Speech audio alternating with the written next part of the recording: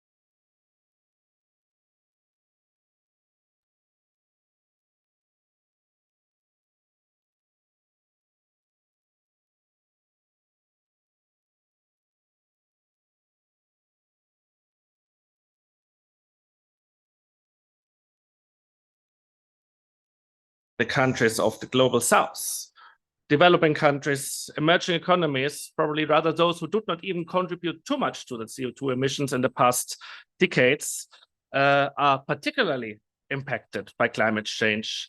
They are actually more vulnerable to the damaging effects of the various hazards now triggered by the climate change. And many countries and regions also do have a lower coping capacity. Yeah. So to put this also into perspective, the most recent, and I just saw that the recent figures are out from the Global Climate Risk Index 2023 by German Watch. Now, India is ranked 8 out of the 10 most impacted countries by climate change. But yeah, also looking, for example, at my home, Europe, now the same. Now, recent studies also indicate that climate-related disasters have caused Europe over 453 billion euros in economic losses over the past decade, also underscoring the urgent need for action. So we can say in general, everywhere, this is a big topic, but also in particular, the marginalized groups, low-income households, migrant populations, indigenous communities, so on. They really bear the major brunt of these impacts. And this also comes to this situation that climate change is even exacerbating the existing inequalities more. Yeah. Let's mention perhaps some examples from Europe also to begin with. Some planning aspects where some cities try to integrate this sort of climate action planning into the city planning. They prioritize sustainability, livability, innovation, urban planning, and where policies and initiatives have been prepared to address housing affordability, accessibility, and diversity within the city or region. So some cities that I came up with innovative climate planning initiatives are, for example, Berlin. Yeah, there have been master plans of Berlin known as the Stadtentwicklungsplan, the urban development plan that outlines the city's development goals and strategy for urban growth, transportation, housing, green spaces, and economic development. And then in 2016, Berlin has set up on this an urban development plan for climate adaptation, which then is called STEP, the same thing, but then concrete. This provides a framework for the city's adaptation measures to create a heat-adapted city and water-sensitive urban development. And this plan also integrates adaptation measures such as the use of blue-green roofs, vaporization patches, and shading, and so on, and also complements the previous plan from 2011, the STEP climate plan that has been already prepared by then. Just as a very, not much time to go a little deeper into that, but just some hints for you, no, what is there also around. Yeah.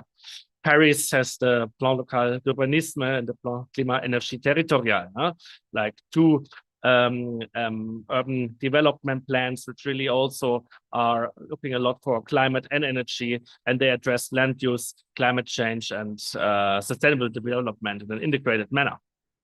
And that's Copenhagen's Finger Plan.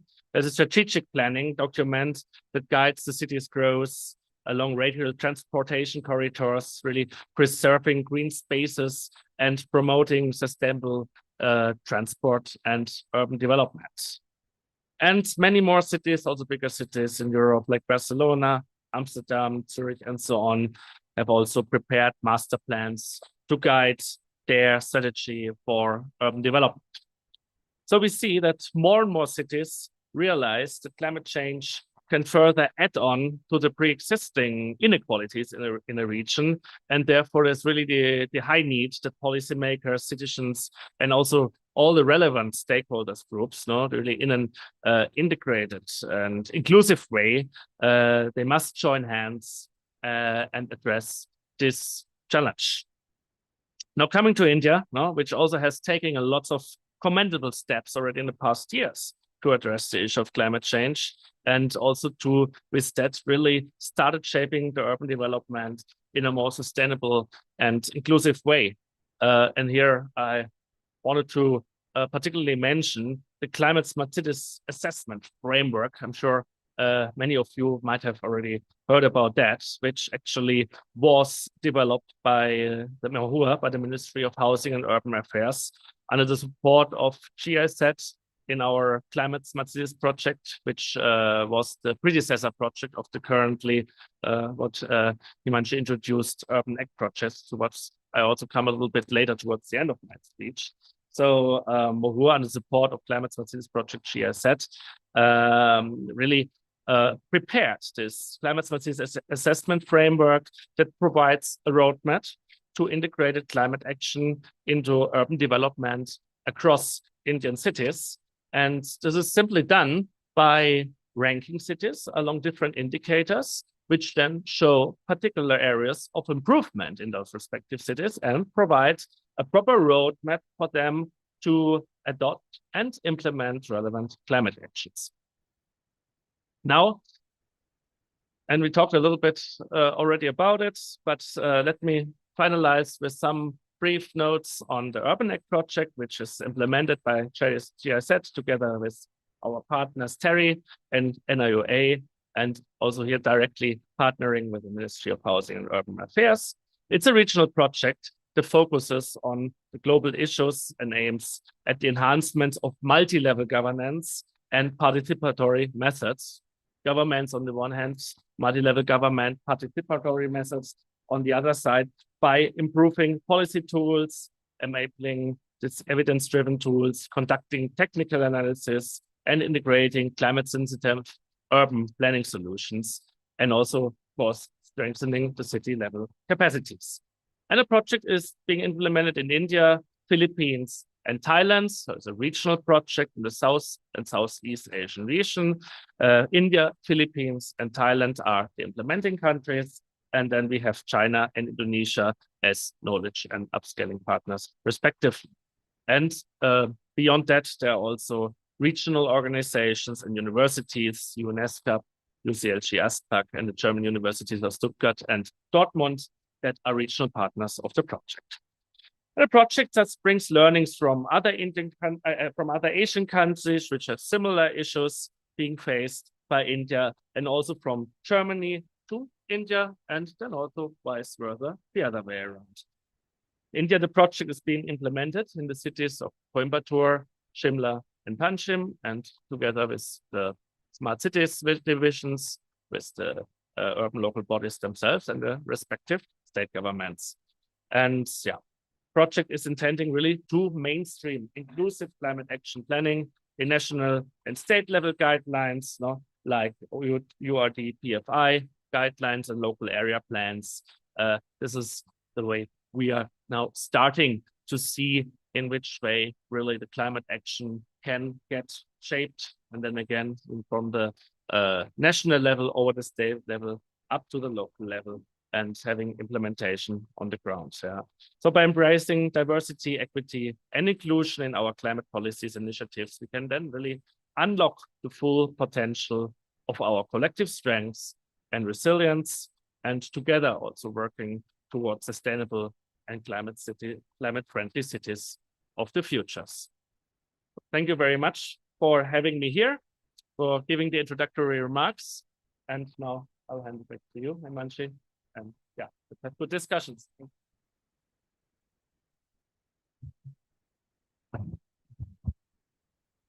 Thank you, Mr. Market. Moving on, achieving sustainable and climate resilient urbanizations require a collaborative approach that harmonizes long-term perspectives, considering social, economical, and environmental aspects. These tracks intend to inform, inspire collaborations, and catalyze actions towards creating cities that are not only resilient to climate change, but also socially equitable and inclusive for all residents. Without any further ado, we'll now begin the session proceeding. So the session will be moderated by Mr. Sanjay Seth, Senior Director, Sustainable Infrastructure Program, TERI. He is also a Chief Executive Officer of Griha Council, which administers the Green Rating for Integrated Habitat Assessment. We are happy to have you, sir.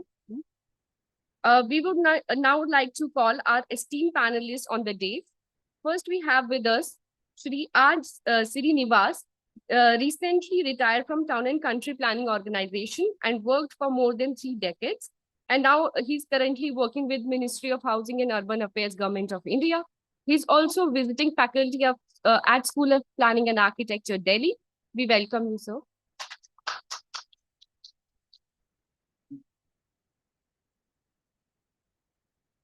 Our next panelist is Ms. Debulina Kundu. She is the Director and Professor at National Institute of Urban Affairs, India, and has over 20 years of professional experience in the field of development studies. We welcome you, ma'am.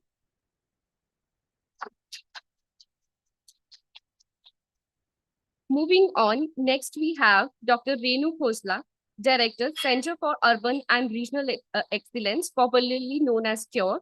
Her work is aimed at unthinking and reimagining slums and inclusive urban development, nudging community-led initiatives that also build resilience. We welcome you, ma'am.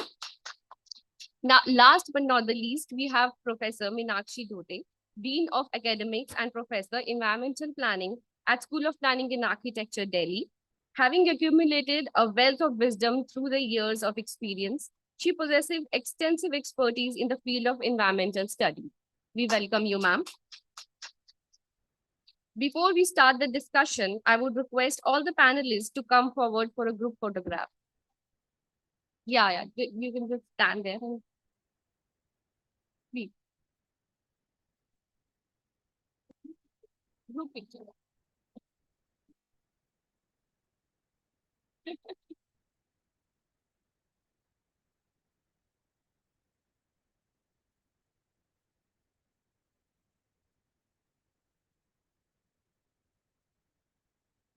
Thank you. Now request Sanjay sir to please start with the session. Thank you, sir.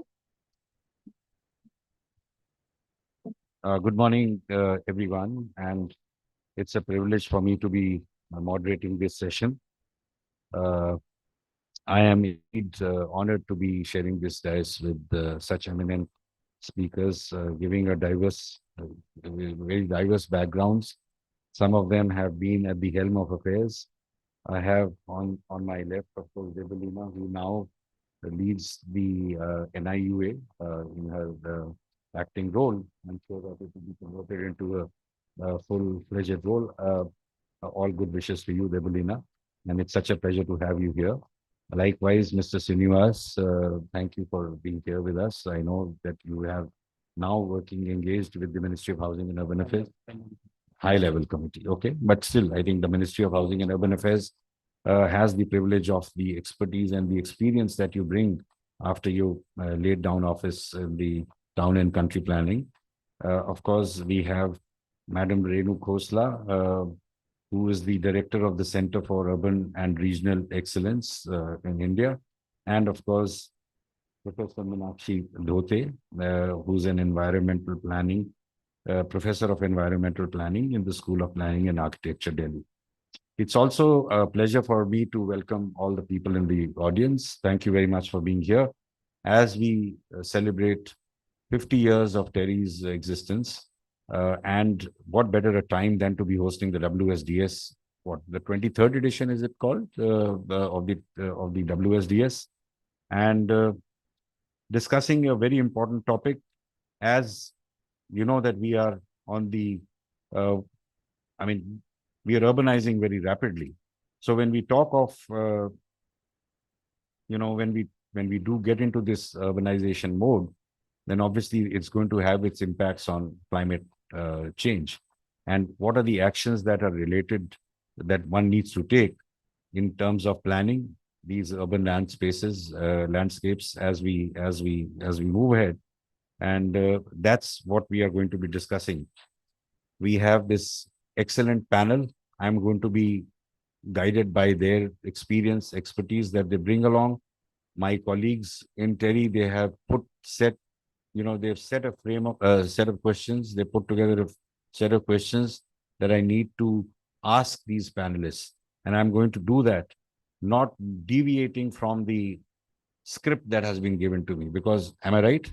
I'm not supposed to be deviating from the script. So I will stick to the script in the interest of my own health, and I will just go one by one.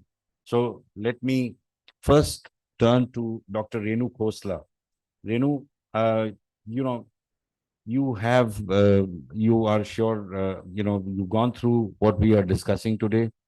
You have gone through the background note on what the topic of discussion is. So I think that, to my mind, I would like to ask you, what roles do collaboration and partnership among various stakeholders, including local governments, communities, businesses, and NGOs, play in achieving the inclusive urban climate action that one is talking about? And I think it's all about collaboration. And, when we are talking of seeing success, I think this is very important. Collaboration is the key. So, what are your thoughts on this? First of all, let me say that deviation is good. And especially when we work with low-income communities and we talk about participation and inclusion, then deviation is important.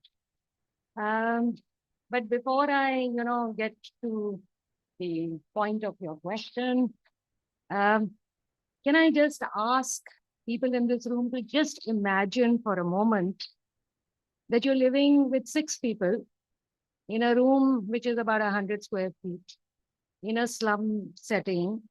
The house or the shack has been made of salvaged material, plastic sheeting, etc. It has no window. If the window has been boarded by a cooler, you don't have a tap, you don't have a toilet. Imagine living there in the middle of summer when it is 47 degrees centigrade and it's heating up. Imagine when summer changes to rain and it becomes wet and slushy, but it also washes away your assets. Imagine it in the cold of winter, bitter cold of winter, what we just experienced in Delhi for one whole month. So, and the pollution, because you're living in the neighborhood of all the micro industries that are the cause of the pollution or that amplify the pollution that exists in the area. So just imagine yourself, this is a climate web. It is a nesting web, which I would like to call a Mausami Chakravyuh. It's seasonal and it is amplified by every previous event.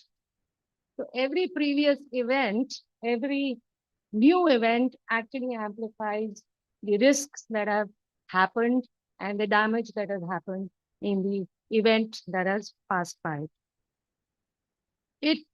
And the whole impact gets compounded.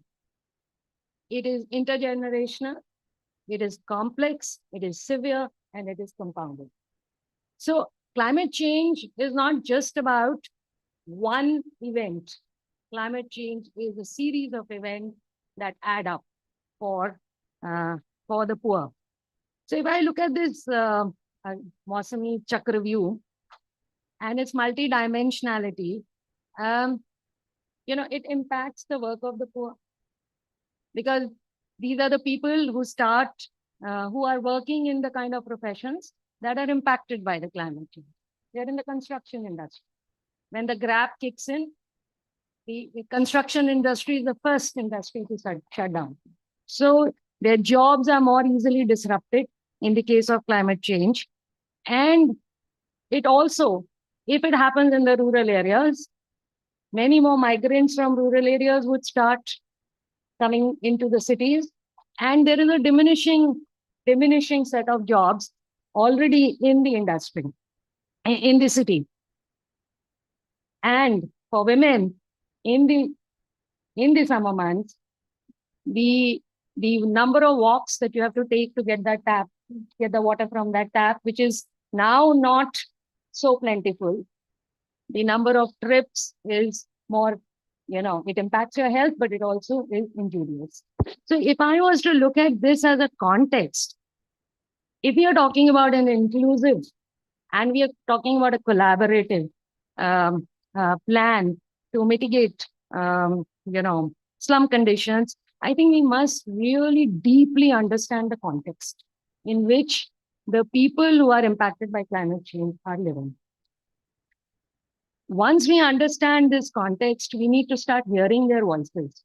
We need to start understanding, listening to them, and to listening to the diverse voices of not just the more powerful among the poor, but those that are completely excluded and at the margins of even the poor communities. And we need to innovate, and that's why I said deviation is good. Because when we start listening to people, we would have to look for innovative local solutions. Localizing the solutions is going to become the key to changing the climate. And I think then we need to come to bring to this whole, mitigative action, this whole idea of this whole empathy, not idea, this whole empathy for the people who are impacted by it. So, I mean, when I hear, these discussions about inclusion, I kind of get a feeling that we are working from the top downwards. And then we say, okay, let's include. And we give them a kind of cooked up set of, plans and actions. And then we assume that we've included them. Right? And so to get to your question of partnerships, just one point, I think partnerships, of course, across the ecosystem are important, but especially with NGOs become critical because they are your intermediaries. They are the people who can bring the voices of the poor into the system, into the plan, but at the same time, they create skin in the game of the poor.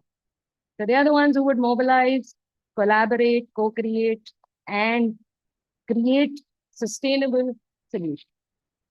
Let's stop here. Thank you very much. And I think you have done a lot of work in this space. And you are speaking, whatever your thoughts that you put together are through your experience and engaging with the communities that you bring these points. So thank you very much for those initial comments. I completely agree with you. And the challenges are far greater than, what one kind of discusses or perceives. Let me just move on to my left, Debulina Kundu, with you at the helm of NIUA now. And I think a lot of the issues would be discussed and even at the ministerial level as well as a think tank of the ministry I think some of these would be at the center of all your work that you do. So I would want to kind of turn to you to, request you to share your thoughts on the ways that multi-level governance, how it could be strengthened to overcome these challenges in integrating climate-sensitive urban development. I think that's the key, because as we urbanize, this becomes very central to the entire discourse. Thank you. Thank you for this question. And I would also like to thank Dr. Khosla for setting the context. And before I get down to answer your question, I would also like to bring to the table the pattern in which we are urbanizing. I think in the absence of the census, of the population census, we do not have the actual figures. But because we work with the Ministry of Housing and Urban Affairs very closely with various missions, the figures that we have of late is 4,900 statutory towns plus 62 cantonment boards, right? And even if we go by a conservative estimate, we would be having around 5,000 census towns, maybe more. And so, which really means we have 10,000 urban centers or more. That is number one. And just now at NIU, I'm just coming from the middle of a meeting. Cities are making presentations, and it has started since yesterday for the Cities 2.0 program, where the first question I'm asking the city representative, be it a commissioner or whomsoever is representing the city, I said, what is the scale that you are addressing? So cities are growing. So most of the cities where we have, with whom we have interacted, their population, if not doubled, at least increased by 80%. So the population. If I may just intervene, is this smart cities? Is it a mission mode again? It's an offshoot of smart cities. Okay.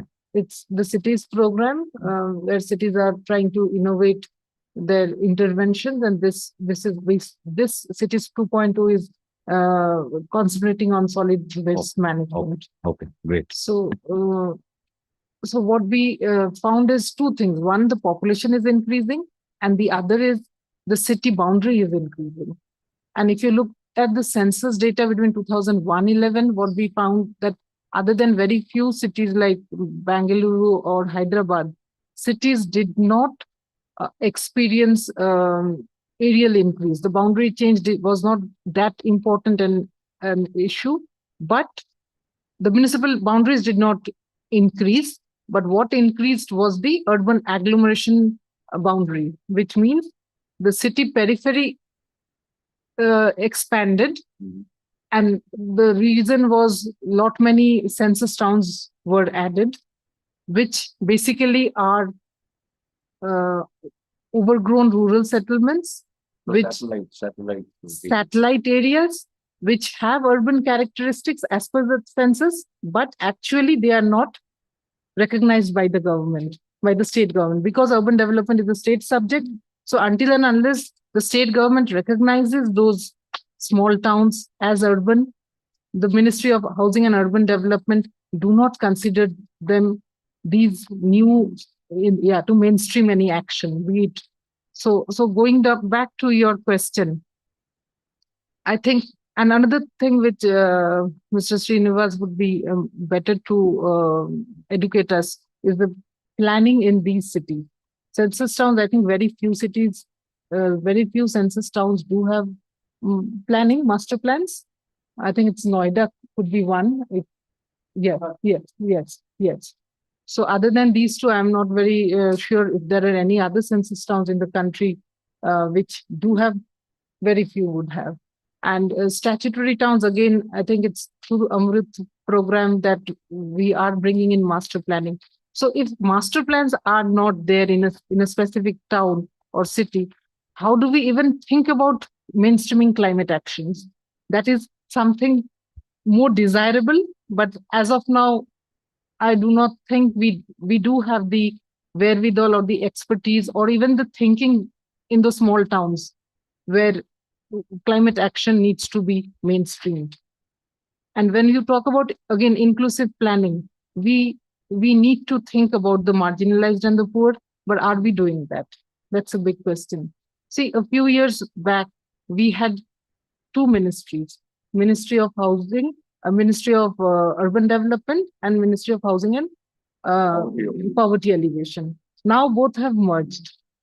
We do have this National Urban Livelihood Mission, but then poverty has been merged into livelihood creation. So the direct focus on poverty, I think we need to bring back. So when we talk about the various layers of governance at the central level, at the state, at the district, at the local, there needs to be more of vertical integration as well as horizontal. And there we need to really link the peri-urban areas who are currently no one's child. So that interlinkage or the recognition that we need to work in the peri-urban areas, showing a lot of dynamism in terms of SEZs coming up. So until and unless we talk about those synergies, I don't think we'll be moving in a correct direction. So would you be with the recommendations of into the old regime, two different ministries, Ministry of Urban Development? If not, at least there should be more focus on poverty alleviation. I'm not saying that we are not focusing just now, but it has been merged with National Urban Livelihood Mission. So poverty per se, the focus has been diluted to some extent. I think we need to revisit that. And also the 74th Constitutional Amendment Act. So when we talk about urban planning, town planning, or poverty alleviation, do our cities have the adequate resources or the manpower to look at these issues and mainstream them when we are talking about holistic development? These are going to become very big in the future. Very big in the future. Yeah. With climate crisis, we know, like formation of heat islands, air pollution, or the urban flooding which is happening. So hill towns, which are even small towns, they are being seriously impacted. So do they have the adequate wherewithal to address these issues? I think there we really need to understand, and also the local budgets. Sure. When we find that property taxes or user charges, if you compare with countries like Latin America or South Africa, where 6% of the GDP is constituted by property taxes. Here it's less than 1%.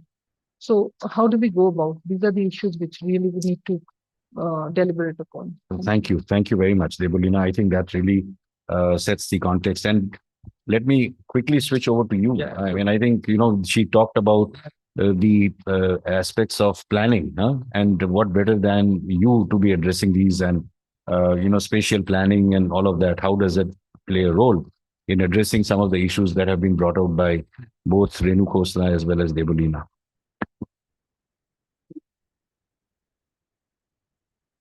To interact.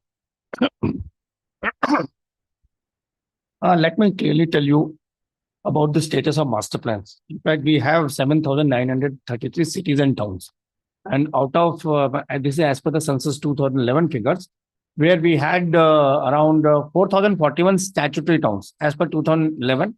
And the statutory towns have increased, almost 1,000 census towns have been notified as statutory towns. But the are you aware of this? ये सीखो इनसे, लिखो आप, लिखिए नहीं, इनको लिखिए आप, ये नंबर्स लिखिए. गुड, बट आप लिखिए, वो डिटेल्स मैं दे दूंगा, कोई इसकी इनको लिखने दीजिए, इनको लिखने दीजिए. But the biggest challenge that out of 7,933 cities and towns, we have statutory master plans for only around 2,900 cities and towns. So that roughly works out 37% of the, or I will say, urban settlements have got the statutory master plan. And it's a huge challenge to complete the exercise of preparing a master plan for the remaining towns. But why would you, despite the fact that what is the main reason for this challenge? Is it manpower? Is it there are a number of reasons. Of course, manpower is there.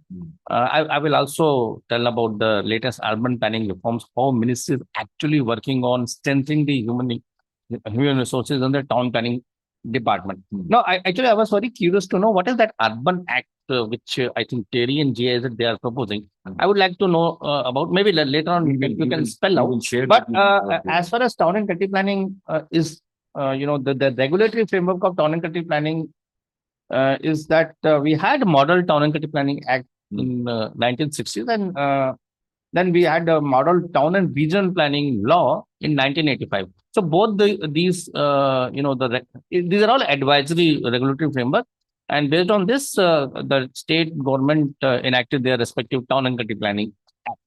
Now, coming to the aspect of climate change, of course, Sebastian mentioned about the URDFI guidelines, which was released in 2014, and URDFI guidelines have got a the chapter on sustainability guidance, which actually mentions about the use of the energy efficiency, how it comes at the city level as well as at the building level, and it also mentions about the green city. What could be the planning components while you plan for green city. But explicitly, it has not mentioned about the climate action plan, sir. And that word is actually missing. ये तो नया word है. ये नया word है, but only thing is that how cities can be really sensitized to prepare the climate action plan. That will be the next. Now, of course, let me also tell you that the union budget 2022-23 was very important for urban planners. And this was the first time that urban planning was specially mentioned, that how urban planning can really transform our cities. Of course, there are a lot of problems, there are a lot of challenges, but in order to sensitize as well as incentivize the states, 5,000 crore rupees was allocated to carry out the urban planning reform. This was 2022-23. In 2023-24 also, it was urban planning was mentioned, and based on the state government responses, the allocation has been increased from 5,000 crores to 10,000 crores. Now, what are those urban planning reforms? Just briefly, I will tell. One is, the implementation of town planning scheme, land pooling scheme, then modernization of building bylaws. That, I mean, you'll have to really work out. Are we going to have, we'll have to really examine what are the contradictions the existing building bylaws, whether the building bylaws really has got the inclusive kind of a development, whether or the norms and standards cater to the section of higher income group or middle income group, whether the building bylaws really are getting to the the vulnerable groups. That has to be seen. Then promoting affordable housing and in situ rehabilitation, that is one of the very important reform. Then we have a TOD for densification, ease of mobility. Now, how transit oriented development can facilitate the integration of land use and transport, and what are the possibilities of having a mixed land use, and what are the possibilities that you use you maximize the use of public transport. That becomes a very important issue. Now, there is also transferable development rights as a planning tool, and with regard to the climate resilience, there is a very important reform known as strengthening natural ecosystems of urban areas through urban planning. Focus has to be on integration of blue and green infrastructure. Now, there is also integrating essential components in master plan, that is nature-based solutions. How you are going to integrate in your master plan entire exercise. Now, this is an outcome-based, the reforms. In fact, if state or cities demonstrate that we are going to undertake these reforms and we are going to implement the reforms, the cities are going to get money. This is basically either you perform or you forget about getting the grants from the, or rather getting the funds from the central government. And it's also very much important once you ensure climate resilience. From our experience, we were working on how to conserve our floodplains, the river which is passing through the cities, how we are going to convert. And in fact, we did a lot of literature survey, where we found that Ministry of Environment and Forest, they had actually drafted the river regulation zones. Like we do have a coastal regulation zones, and it was found that the draft was circulated to all the states, but none of the states really actually responded. So what, of course, we had a discussion with MOEF and then National Ganga Mission and Ministry of Housing and Urban. We came up with the, guidelines called river-centric guidelines for urban planning. So there, we had strongly recommended that the entire floodplains have to be protected and it can be classified into prohibited, the zone, depending on the river expanses and the expanse of the floodplains, prohibited and regulated zone. But, writing guidelines, at the central level and sitting in the rooms, you will not be able to, do justice until let's go to the ground and ascertain the ground realities. And when we had the discussions with the cities, they said that already a lot of settlements are existing on the floodplains. So what do we do then? In the case of, Delhi, it is, the river zone is known as O zone. So in the O zone, a lot of settlements are there. What do we do? Are we going to relocate or we are going to demolish? Ozone, Ozone. A, B, C, D. We have a planning zone. The entire Delhi master plan is divided into 15 zones. And ozone, that also you can you can say. So it's very difficult, for urban planners, even the river course changes, that also impact the, floodplains. But somewhere we'll have to see that how floodplain can really be strengthened, in order to, minimize the adverse impact of climate change. Now, as far as climate action plan is there, I mean, I've seen a lot of master plans. Barring the master plans of million plus cities, very few, I mean, there are very few, hardly 5 or 6. None of the master plans actually talk about the climate risk. Secondly, also master plan is not able to. Why would they don't? Why or is it a new jargon that is used? No, it's not a new jargon. It depends on, how you sensitize our town plans working at the, at the state town plan department, urban local bodies, urban development authority. That's what we are saying. The one of the mandate of high level committee on urban planning is to, sensitize the state town planners. What I mean, recently we had, we had the conclave in Haryana where we wanted to know, we wanted to know how the town planners are engaging themselves. Now, even preparing a master plan, the methodology differs from state to state. Like in Haryana, they will have a 10-page gazette notification. They say that we don't want a comprehensive master plan, but ours is more of an enforcement-centric, master plan where they just give existing land use and proposed land use. And a lot of cities have got only land use map which says that this is the master plan.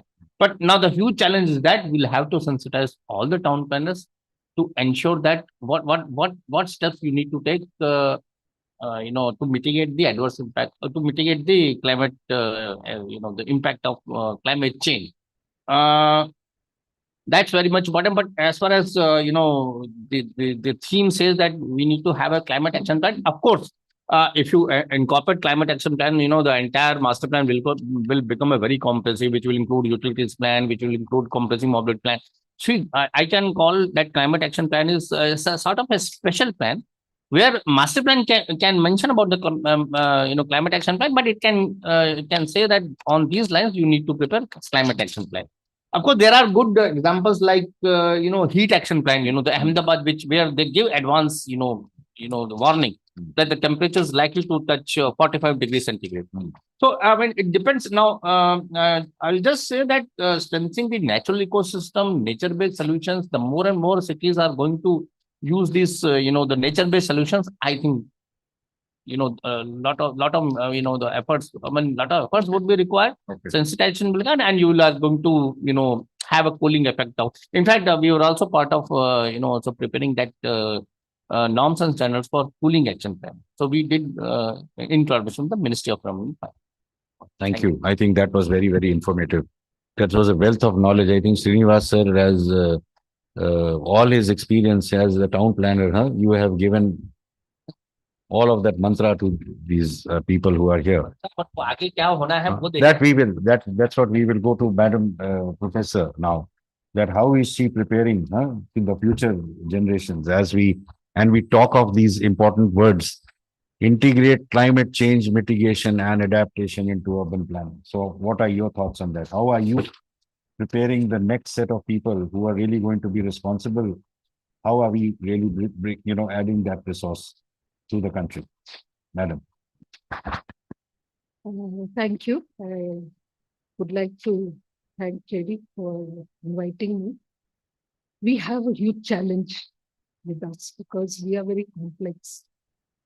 The diversity in a country like ours, the density in a country like ours is mind-boggling. And within that, we have to find solutions.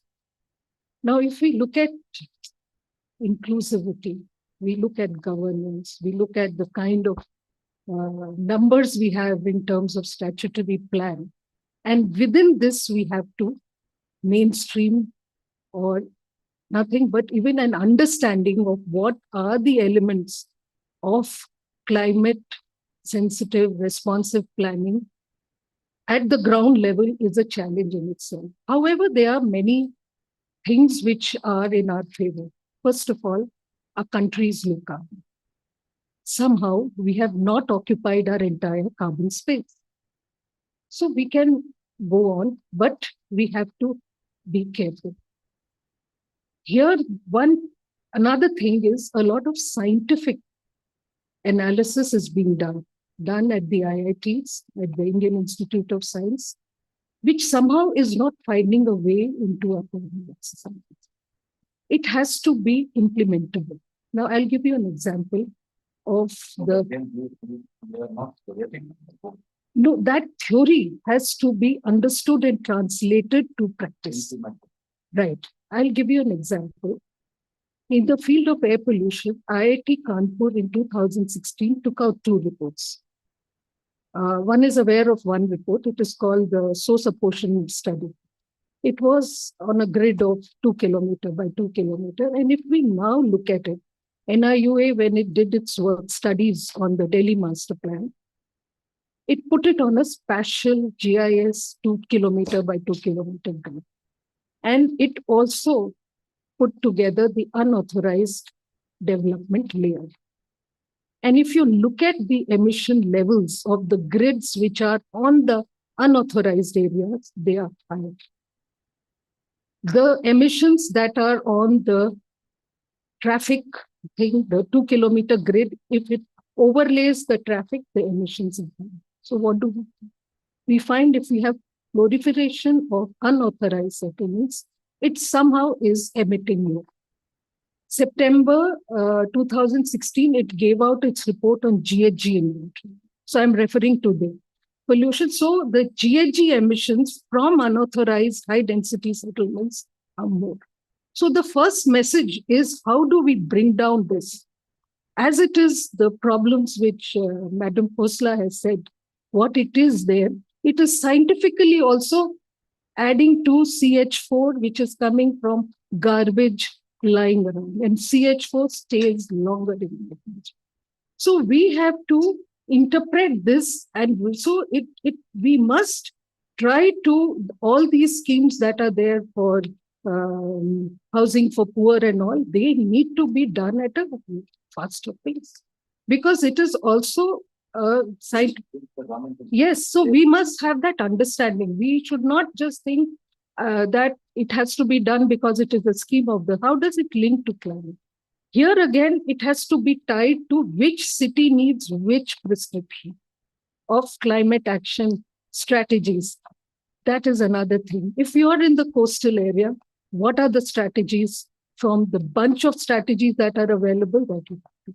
If you are million plus, what strategy? If you're 5 lakhs, what?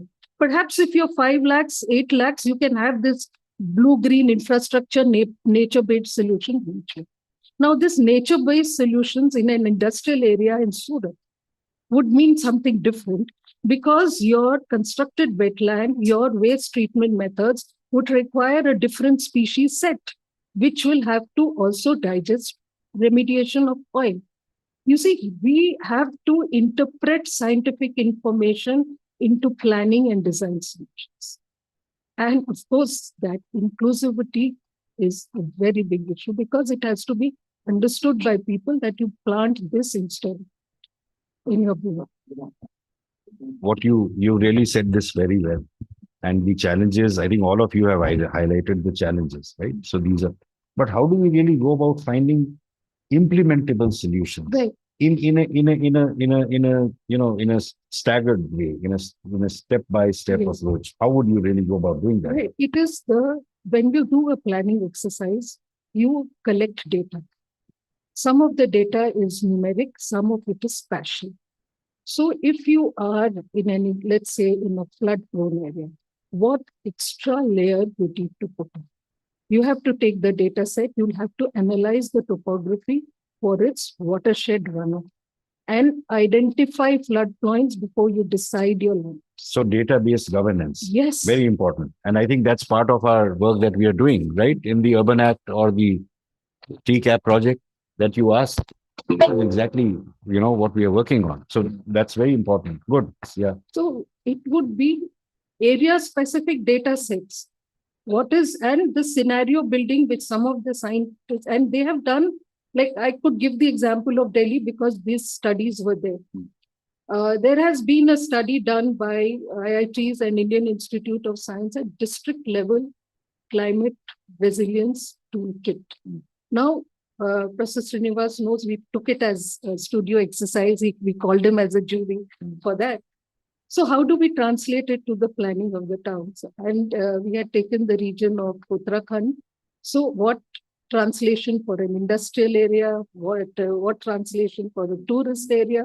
So we have to develop planning techniques and data sets to interpret scientific, because, and I tell you, when you look at the scenarios, I am not very conversant in SS4, SS3. If it translated into land surface temperature, 3 scenarios. In one scenario, it will increase and it will decrease. Another scenario, it will marginally increase. Third scenario, it will keep on increasing. So maybe we can plan, assuming the area will heat. We have to come down to simple indicators and essential data sets. And where you don't have it, and we have to be familiar with the basin situation. When floodplain has gone, it's difficult. Why should you take people out from there? They'll lose their shelter. Okay, so let's hold on there. Yeah. Debolina, I think you have become, you're at the center of the entire NIU. That's what you are structured for. How do you address some of these things that you're talking about? I think we need to scale. Scale. Yeah. And for that, we also, let me go back to the planning syllabus. This now. Please do not take it otherwise. Not at all. We are aware. We are finding solutions. We are aware. So I think the planning syllabus needs to be Change. Yes, upgraded. Okay. Very good. Because most of the people I see around me are planners and architects. At NIU, I'm talking about. Who's taking notes? This is a So- very important point that you made. Yeah. So they are not in a position to handle data. Right? So if you ask them to work on census data, Students. well, some people pick up very fast and some it becomes, I can say generally you may be getting exposed to a whole lot of people, but there are methods of handling data, and now with a lot of softwares, it can be done. But many a time it's not taught or it's not, but many students pick up. I So don't I know, see a because diversity. we have a whole lot of urban planners working with us in TERI. God save me, I don't know whether they are good enough So, for data handling or not, I don't know. no, means it's my personal practical experience which I am sharing. So we are just now helping the Niti Aayog in developing a vision plan for Andhra, Okay. right? So for that, we need to know the population of today and also for the next 10, 20, Projections. 30 years. So that projection, if you ask them to project, I don't think They'll be able to do it. they'll be able to do it. But that's a very simple thing. That's a very simple thing. Not a very tall basic. task at all. So, Yeah, very Yeah. basic. Yeah. so that understanding of You all know how to Projection. do it? Okay, good. Chalo. that understanding, Hmm. looking at the economic database, Mm. what are the because it's not only the demography. We need to look at the social infrastructure. We need to look at the economic potential. So those holistic, integrated expertise, as well as GIS. GIS, I think they do have the expertise. But looking at this socio-economic data, be it economic census, be it the NSSO unit level data, right? So within a city or a district, if you want to do an analysis of how the informal settlements, what is their income vis-a-vis the developed or planned locality. But the NSSO data is sometimes dated. Whatever be, but they Don't need, you need the, data which is very as close as possible to yeah, the we current? have 78 round Yeah. now. Mm. We have the NFHS data now. Mm. So I think the planners should be able to understand what these data try to show us, right? Mm. And also they need to have, they need to be more conversant with the data sets and how to use them. Mhm. So that training needs to be imparted. So you have a huge task. Just Yeah. analysis of the numeric data, census data is like we consider a backbone. Mm. If somebody cannot analyze it, we don't understand the settlements. Right. So it is another very basic analysis. Demographic projection, analysis of census data is something very basic to plan. And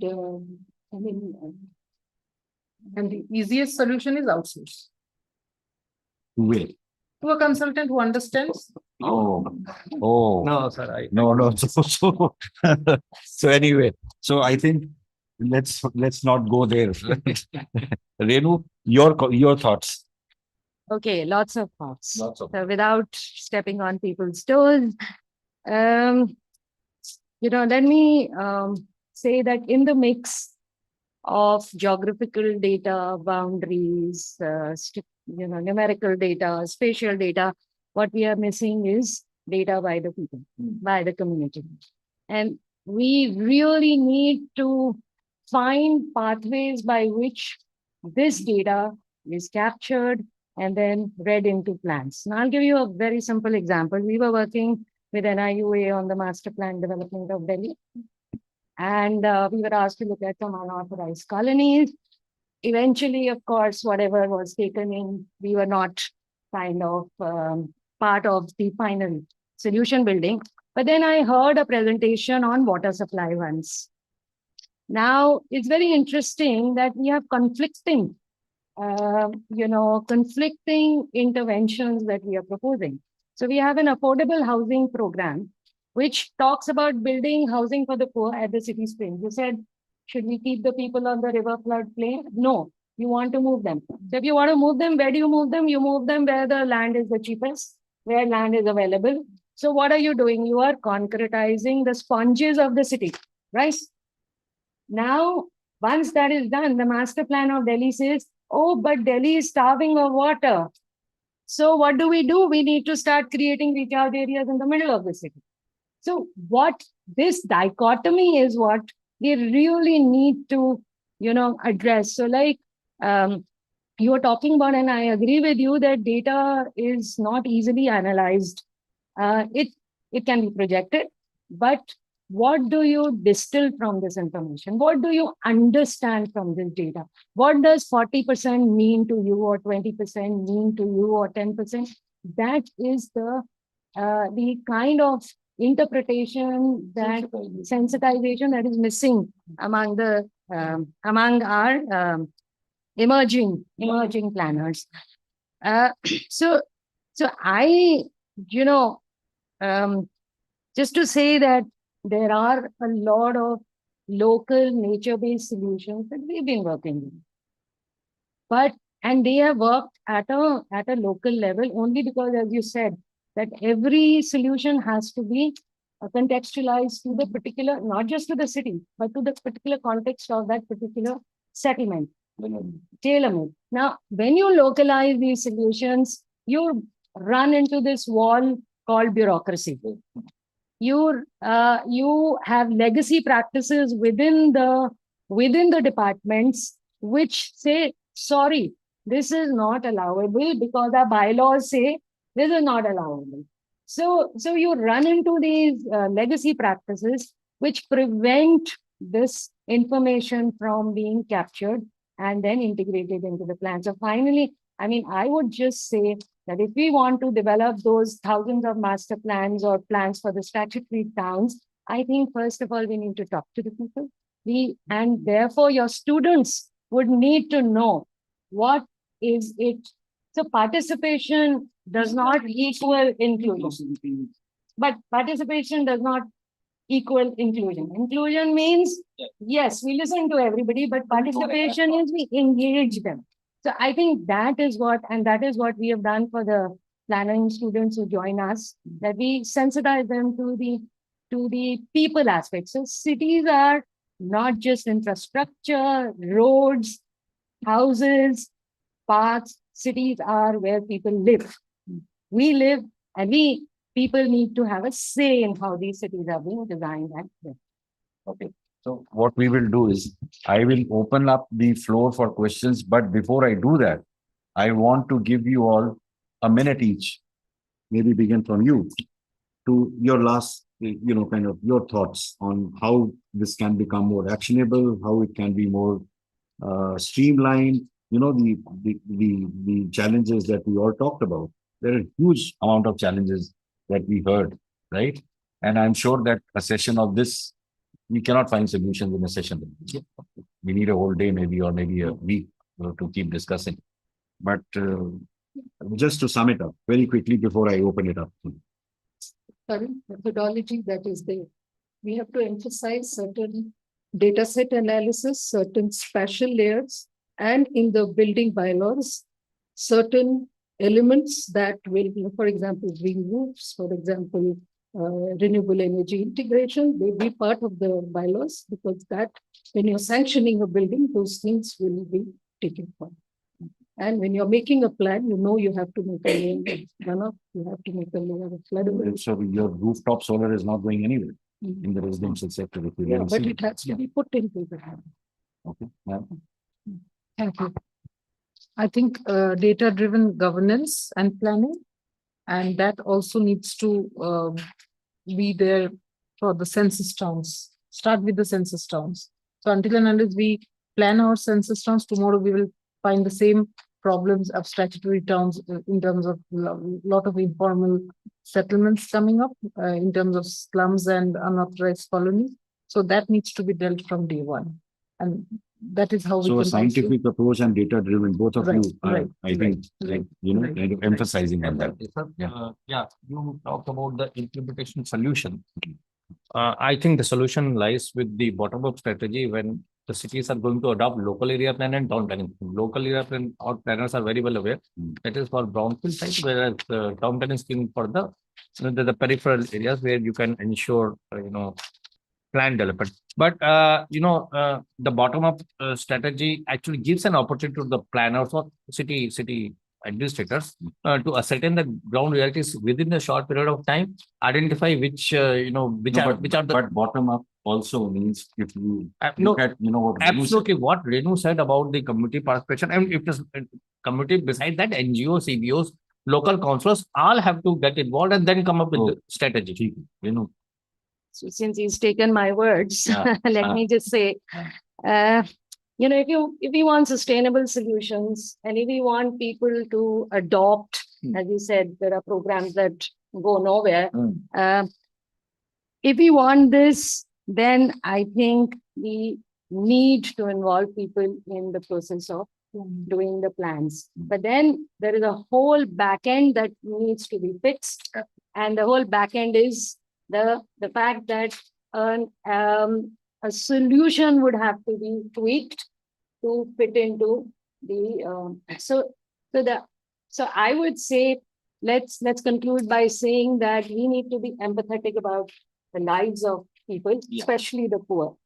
And if we can empathize with them, I think we'll create solutions that they would want, that they aspire for, they need, and then they would adopt those. And then they would be. But in this entire, discussion, don't you think leadership, because I have seen, maybe I was there in Rajkot and I have seen the municipal engineer, because of the leadership that he or she provided, they were able to make a lot of difference to the projects that they were doing. And you talked about inclusion, inclusivity and all of that.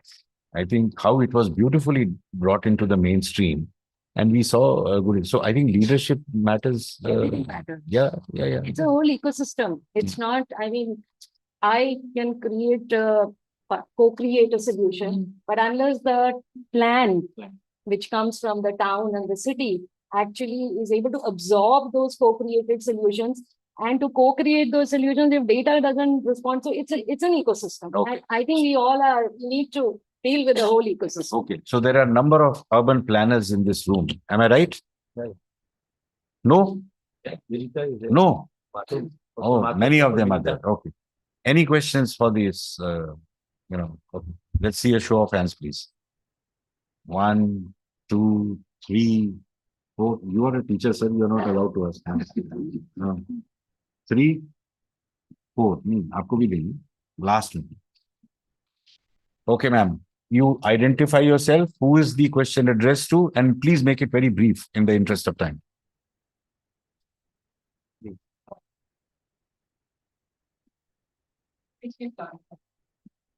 Two points you want to add. These are comments that are coming. Okay. But very briefly, please. Normally, we don't allow comments, but we'll. Yeah. 1 minute. Yes, of course. Yeah. Hello, am I audible? Yes, you are. Short problems, so you have to bear. It is a small room. Don't worry. I'm just explaining what the planners are facing nowadays.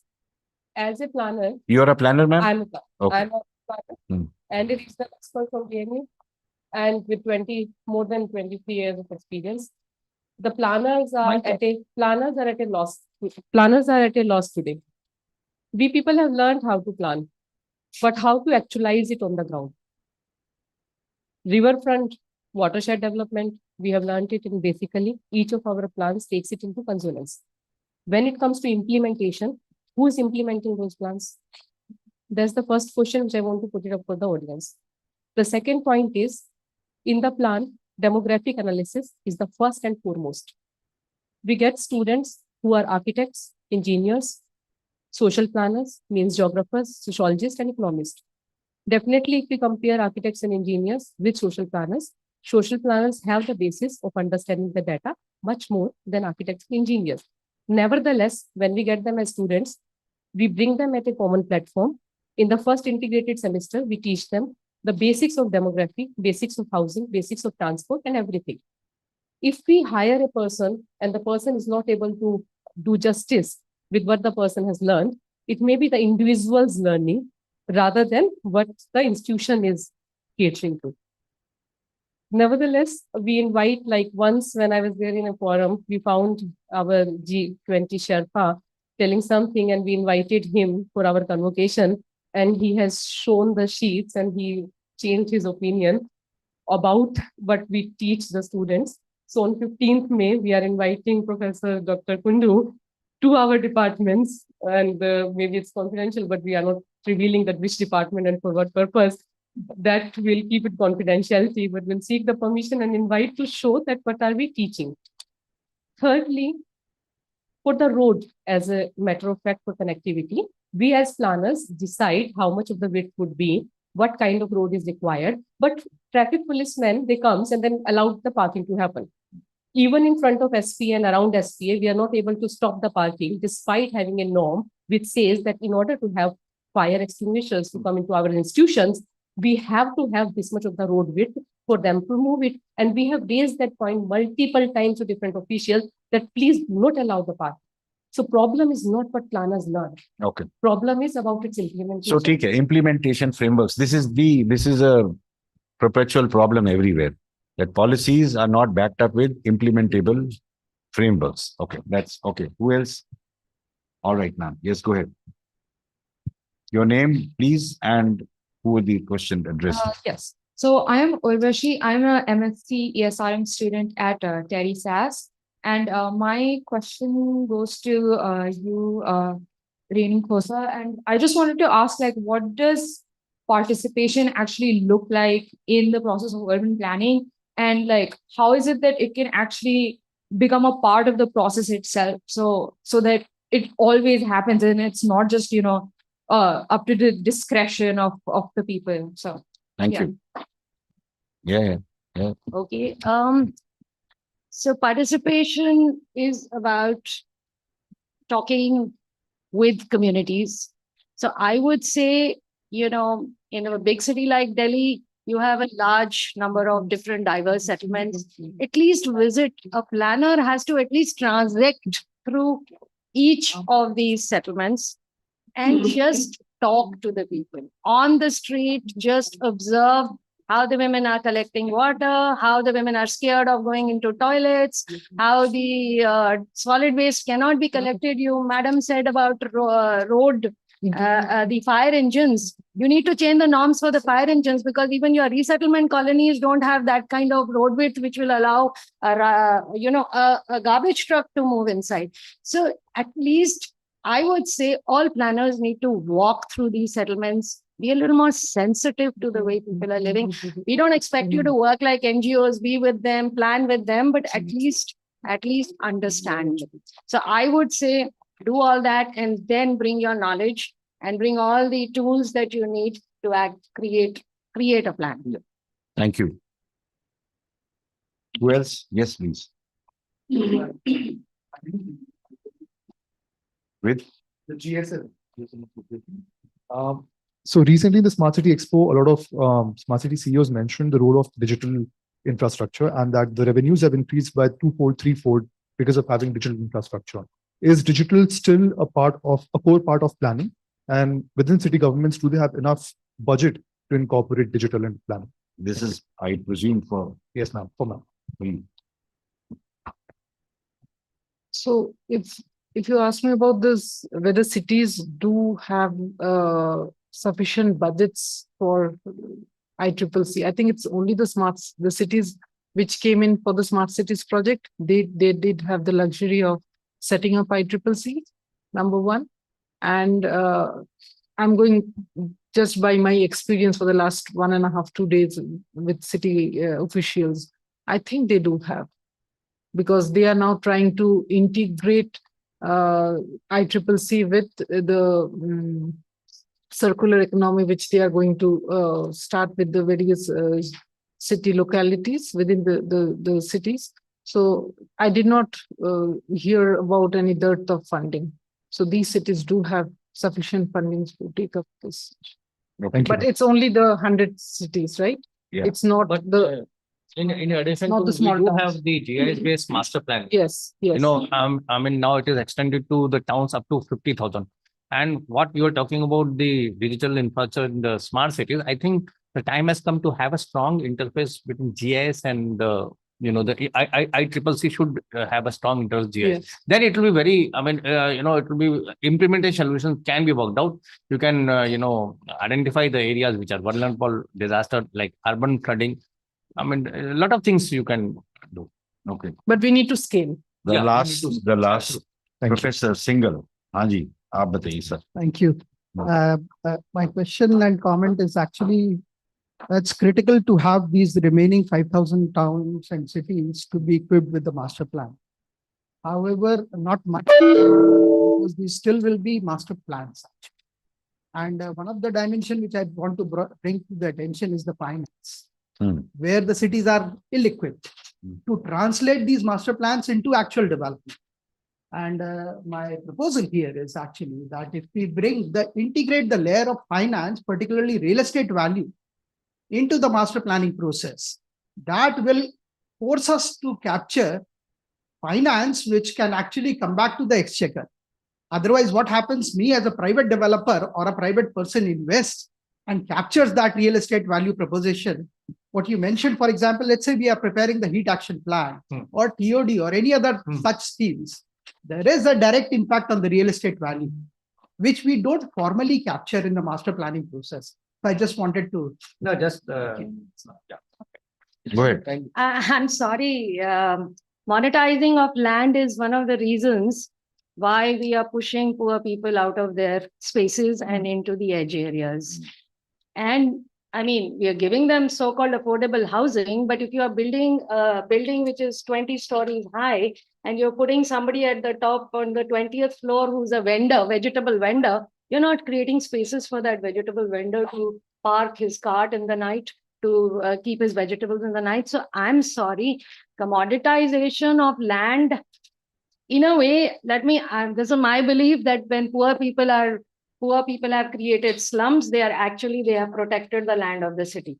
They are sitting on the city silver. Once you will evict them, all this land would be given to private developers. All this land would be monetized, and then the city would have no more financial options. I'm sorry, we need to really think about commoditizing and monetizing of land. You can no offline. ये आप करते रहिए, ये अभी शुरू हो गया. हाँ. अगर आप आधा मिनट दें तो मैं थोड़ा सा बोलिए. उसमें, I mean, you are rightly mentioned about the finances. Typically we call ourselves as physical finance. So somewhere the financial aspect, I mean, it's not explicitly mentioned in our master ODP exercises, but recently I had an experience that wherein I advise the students to have a capital investment plan and financial operating plan. Now, the critical question is that how a city is depending on own resources vis-a-vis the grants and transfers which they get from the central and state government. And this, if capital CIP and FOP, we call it capital investment plan and financial operating plan, is a part of master plan, then the things will be much easier to visualize that how much money you are going to get and how we can really reduce the dependence on the state and the central grants. That is a very much okay. So Abhi, we need to in the interest of time, we need to close this. And people who would like to engage with the eminent speakers here, other than Debulina, who has to rush to her office to take on important assignments, I think you can continue to discuss them over lunch, right? Okay, Yeah. so Thank you very much. Let me first, कम से कम मुझे तो thank कर लेने दो इनको भाई. Why are you doing that? So thank you very much for your thoughts. Thank you, sir. Thank you. I think we really had a great discussion. You have brought out some of the most important elements on the table. And of course, we are still looking around for solutions. We'll continue to look around for solutions. Always. Absolutely. Right? I hope. Huh? We have to look at the right places. That's the key. So we have to look at the right places. So we will try to find out which are the right places, right? All right. Thank you very much. Thank you so much. Thank you, Sanjay sir, for moderating the session so beautifully and also by adding touch of your sense of humor to it. मैंने कोई humor नहीं डाला. I would like to thank all the panelists for such an enlightening session. It was indeed a fruitful one. Now, I would request Sanjay sir to kindly present a token of appreciation to our distinguished speakers. Oh, lovely. In the meanwhile, we have a feedback form for you all. I request all of you to please scan the QR code and provide your valuable feedback. Then only they will get this. No, it's for the audience. Audience. Oh, this is madam. आपको पहले